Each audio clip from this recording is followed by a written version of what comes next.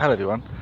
So I just wanted to say a bit more about the whole thing of David Warner possibly being the Australian ODI captain. Now the reason why that is in the media right now is because, well, I think that Cricket Australia is trying to get the public's reaction to it. They want to see, do people support that idea? And based on what I've seen in a lot of fan forums, the majority don't want him to be captain. So I'm going to look at some of the arguments that are said for yes, some of the arguments that are said for no. So some of the arguments that are said for no, one is that, and probably the main one, he was a cheater. So I've already documented that he wasn't a cheater.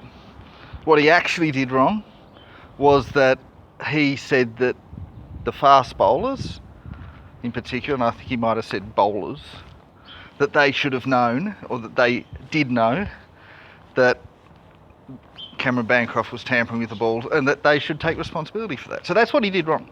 That's what he actually did wrong. And Mitchell Starc, not Cameron Bancroft, but Mitchell Starc, said that he shouldn't be saying that. He said, Mitchell Starc said he didn't want to take the fall for what Cameron Bancroft had done. And he didn't want David Warner forcing him to take the fall. So that's what actually happened. That's what he was actually in trouble for. Steve Smith, we all know what he was in trouble for. He was in trouble for believing Cameron Bancroft's lies. Cameron Bancroft only said that David Warner forced him to do it after Mitchell Starc said, we don't want you, I don't want to be in the same team with you accusing me of being involved in this. In fact, Mitchell Starc said that he didn't want to be in a team with David Warner ever again. He's since retracted that, but that's what he said at the time. Because he hated being accused. So David Warner did do something wrong, but it wasn't something that warranted a permanent captaincy ban. Now the media, and even Cricket Australia had to say something in a way that sort of made it look like they were doing something and so forth, and because Cameron Bancroft lied so much, he lied so much about this. So many levels of lying, not just one lie at the time, but lots of levels of lying. And because he lied so much, Cricket Australia had to cover him. So this is not Steve Smith's fault. Yes, Steve Smith acted not ideally because he believed his co-player, his teammate. David Warner, no, he didn't act perfectly. He shouldn't have been going around blaming his fellow bowlers or saying that they should take responsibility. He shouldn't have done that. But he did not do this, and we have to realise, and I mean, I can't believe that people are just saying that he's a cheater when he wasn't. Smith and Warner did not tamper with the ball. And I also have to say, Cameron Bancroft tampering with the ball would normally get like a 1-match ban, 2-match maybe, 3. Not 9 months out of the game. And nobody has ever, in cricket history, before or since, had somebody who didn't tamper with the ball get any punishment at all. Steve Smith was punished by the ICC for lying, and his lying was to cover Cameron Bancroft because Cameron Bancroft lied to him. That was what his 1-match ban was for, from the ICC. The ICC did not punish David Warner. So in the eyes of the ICC, Cameron Bancroft was responsible. Steve Smith did a minor thing on the side. David Warner did nothing wrong. That's in the eyes of the ICC, and I think we should follow that. The ICC have allowed Cricket Australia to make these extraordinarily harsh punishments. But we have to realise the primary person responsible for this is not David Warner, it's not Steve Smith, it is Cameron Bancroft. Now whether or not you want to forgive him and say 9 months is enough, well that's your business. I would argue, and I've argued this before, for the crime of ball tampering, he should have got a 3 or 4 match ban. For the crime of lying, and in such a way that it got Steve Smith banned for a match, and it eventually led to David Warner getting in trouble as well, he should have been banned for life. The level of lying that he did and has continued to do is such a high level that it perverted the course of justice. And perverting the course of justice is a serious criminal offence that can lead to a long time in jail. And I think there is a strong legal argument that he has committed that.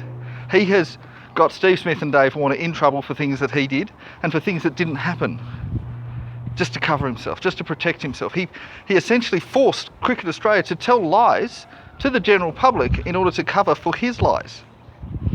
That is a perverting the course of justice level. It's not just perjury. It's a lot higher. So anyone who's saying David Warner should be banned because, or shouldn't be allowed to come in as captain because he's a cheater, they're just simply wrong. That's not true. And if you see the response from the people in the dressing room, they wouldn't be responding in that way if he was actually a cheater. He's not a cheater. David Warner is many things. He's a loudmouth, you know what? He has punched people, he's violent, he's aggressive, he is not a cheater. I'd argue he's not a liar either. He's the opposite of a liar. And I'd argue that on the other side of the stick and why they have these arguments, Mitchell Starc is a liar. I'm not saying that he's a bad person, but Mitchell Starc is someone who's not violent, who's not aggressive, but is a liar. And I certainly don't think Mitchell Starc should be punished for that. But arguably, the fact that Mitchell Starc got David Warner punished in this way because of his lying, because Mitchell Starc didn't want to take responsibility for his own actions, should have led to Mitchell Starc having a penalty. Not a big one. I'm saying something like 1 match ban. Not 9 months out of the game, not banned from captaincy for life, but 1 match ban. I think the 1 match ban for Steve Smith was fair. I don't think 1 year was fair. Nor do I think he should have had a captaincy ban. Maybe for 1 match. And I don't think, if David Warner got a 1 match ban, I would have accepted that. 2 matches maybe. But yeah, what we had was not for what he did. That was for what Cameron Bancroft did, and because his lies were so deep that we're still uncovering them. And I think he brought the game into disrepute. Nobody has lied to that level since outside of match fixing. There were match fixing levels of lies. They were, Salim Malik and those other people that did match fixing. That was the level of lying and deception. It wasn't match fixing, but the level of lies was. So, look, if they want to bring him back, that's fine. But personally, I think he should be banned from life. Certainly from international cricket. For Australia, at least. Yeah. But that's my view. But look, if you're thinking that David Warner should be banned shouldn't be allowed because he was a cheater, you're simply wrong. If you think he should be kept out of the side because he is banned from being a captain, that is a different scenario. If you're saying, oh, I know he's not a cheater, well, you're not making a comment about that, but you're saying, oh, but he was banned and we've got to respect that. Well, arguably, he was banned based on lies told by Cameron Bancroft and at least one lie told by Mitchell Starc. Now, Mitchell Starc didn't say he was a cheater, but he said he wouldn't play with him anymore. So, if you were convicted in a court of law based on people's proven lies, you could appeal and have that reversed once those lies are exposed, and it would be reversed. Wouldn't even be a question that it would easily be reversed, and you would have that reversed. It wouldn't be no issue. Now, of course, the other side of it is that David Warner, well, he didn't confess, but he decided not to appeal it.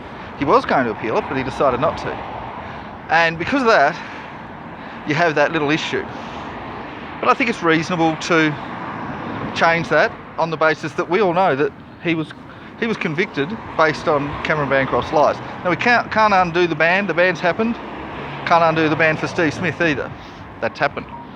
But we can at least end the ban and put an end to it. This is such an extraordinarily high ban, considering what it was. The other thing is, if you say, oh, well, he's not respected, he is actually respected in the team. He went through all of that and still has a smile on his face. That's pretty impressive.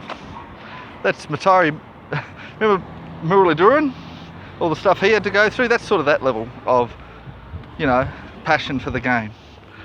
And I think that's really a good thing. Then you've got the fact that he's old. Well, he is 35, but he's still in good form. I don't really, like, I know that if you're 35, then they start to say, well, you're probably going to be retiring soon. Yeah, true. And there is an argument to say, well, why not go for someone younger like a Cameron Green? I think Cameron Green is not yet solidly in the side, and I think that could stint his growth. And I think it's good to have somebody in there, even if it is just for 2 or 3 years, just till the next World Cup perhaps, and then you can start to get someone like a Cameron Green ready for the role. David Warner's not going to be captain for 20 years, probably won't be for 10, but he might be for 3 or 4. And I don't see a problem with that. Is he a good leader? That's another issue. I'm not sure that he is that good a leader, but I think it could be useful for a short period of time. Anyway, that's it from me. Bye bye.